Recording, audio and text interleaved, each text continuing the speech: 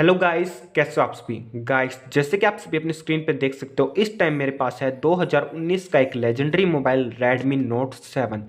Guys, इस mobile को आज यूज़ करते मुझे लगभग 3 साल हो गए हैं, लेकिन मैं कुछ ही टाइम के अंदर इस मोबाइल को सेल करके एक नया मोबाइल खरीदने वाला हूँ।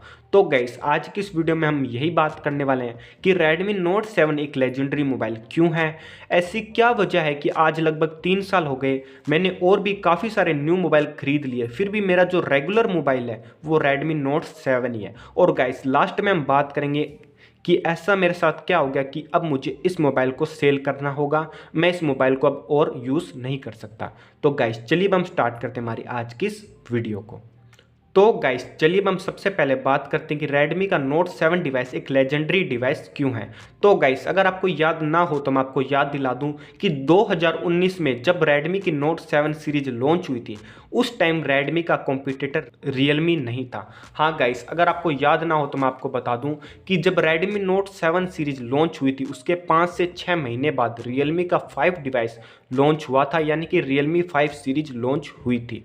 उसके बाद ही Redmi ने कहा था कि हाँ, Realme हमें कंपटीशन दे रहे हैं। उससे पहले Realme के डिवाइस तो आते थे, पर वो इतना अच्छा Redmi को कंपटीशन नहीं दे पाते थे। और गाइस, 2019 एक ऐसा टाइम था जिस टाइम पे अगर किसी भी बंदे को 10,000 से 15,000 के बीच में कोई डिवाइस लेना है तो वो Redmi का ही डिवाइस लेता था, जिसके वजह से ही मेरे पास Redmi का डिवाइस है। और मेरे ज़्यादातर जितने भी दोस्तों ने 2019 में मोबाइल लिया था, उनके ज़्यादातर दोस्तों के पास Redmi Note 7 सीरीज ही है। तो गाइस, दूसरा रीजन निकल के आता है 48 मेगापिक्सल।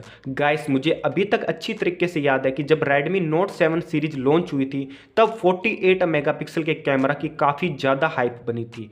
उस टाइम पे Redmi Note 7S और Redmi Note 7 Pro पहले ऐसे डिवाइस थे जो 10 से 20,000 रुपए की रेंज में आपको 48 मेगापिक्सल का कैमरा दे रहे थे।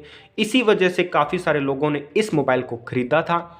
और भी काफ़ी सारे रीजंस थे, क्योंकि 10 से 15,000 रुपये में सैमसंग आपको एक बढ़िया मोबाइल नहीं देता जितना Redmi देता था।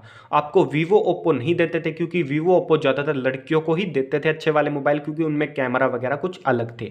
लेकिन गाइस, अगर आपको 2019 याद हो तो उस टाइम अगर आपको कोई भी 10 से 20,000 या फिर 15,000 तक मोबाइल लेना था तो 10 में से 7 बंदे Redmi ही लेते थे, इसलिए उस टाइम ये एक लेजेंड मोबाइल बना था। अब गाइस, हम बात करते कि अब 2023 चल रहा है, मेरे पास और भी डिवाइस है, जैसे कि Redmi Note 11 है, Realme C12 है जिससे मैं रिकॉर्डिंग कर रहा हूँ। फिर भी ऐसी क्या बात है Redmi Note 7 में कि मैं अभी भी इसको यूज़ कर रहा हूँ। तो गैस, पहला पॉइंट आता है इमोशन का।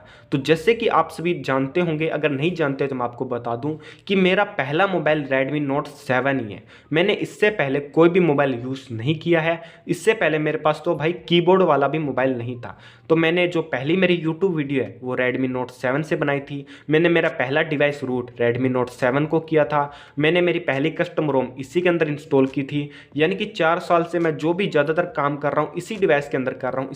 इस वजह से इस डिवाइस के साथ मेरे इमोशन कनेक्ट हो रखे हैं।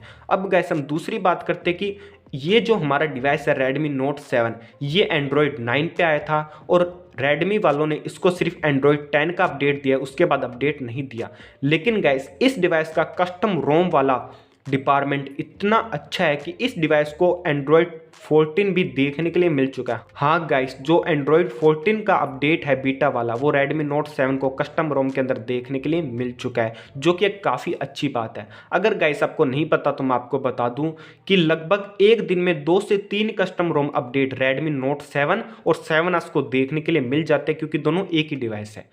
और गाइस, अगर आप सोच रहे हो कि 7 के अंदर हमें 48 मेगापिक्सल का कैमरा देखने के लिए नहीं मिलता, तो मैं आपको बता दूं, 2 डिवाइस आते हैं, एक Redmi Note 7, एक 7S। 7 के अंदर आपको सिंपल देखने के लिए मिलता है कैमरा, और 7S के अंदर आपको 48 मेगापिक्सल का कैमरा देखने के लिए मिलता है। दोनों में ज़्यादा अंतर नहीं है, इसलिए मेरे पास 7S है जिसके अंदर 48 मेगापिक्सल का कैमरा है, लेकिन दोनों के लिए कस्टम रोम एक ही बनती है।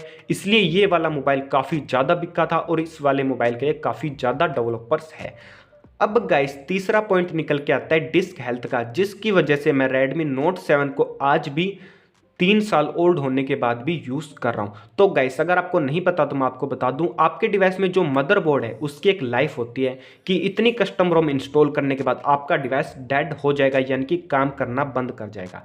लेकिन गाइस मेरा जो Redmi Note 7 है इसकी जो डिस्क हेल्थ है वो ऑलरेडी डेड है, जैसे कि आप सभी अपनी स्क्रीन पर देख सकते हो। फिर भी मेरा डिवाइस एकदम अच्छी तरीके से वर्क कर रहा है, पता नहीं ये कैसे कर रहा है पर वर्क कर रहा है। और गाइस ऐसा नहीं है कि ये सिर्फ मेरे साथ हुआ है, मेरे काफ़ी सारे दोस्त हैं जिनकी भी डिस्क हेल्थ डेड हो चुकी है, फिर भी उनका जो Redmi Note 7 या फिर 7S डिवाइस है वो अच्छी तरीके से वर्क कर रहा है, पता नहीं कैसे कर रहा है। लेकिन गाइस मेरा डिवाइस की डिस्क हेल्थ डेड हो चुकी है, यानी कि मेरा जो डिवाइस है वो अभी बिल्कुल पत्थर बन जाना चाहिए, फिर भी मेरा डिवाइस एकदम बढ़िया तरीके से चल रहा है, इसलिए मैं इस डिवाइस को अभी भी यूज़ कर पा रहा हूँ।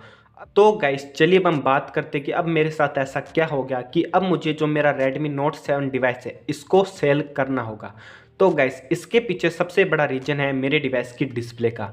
लगभग 3 महीने पहले मेरा जो डिवाइस है इसकी डिस्प्ले मुझसे गिर के नीचे टूट गई थी। तब मुझे शॉपकीपर ने कहा था कि अगर मुझे ओरिजिनल डिस्प्ले चाहिए, ये जो कवर है यानी कि ये साइड वाला जो फ्रेम है इसके साथ, तो मुझे 2500 रुपये की मिलेगी, और अगर मुझे सिर्फ डिस्प्ले चाहिए तो 1800 रुपये की मिलेगी।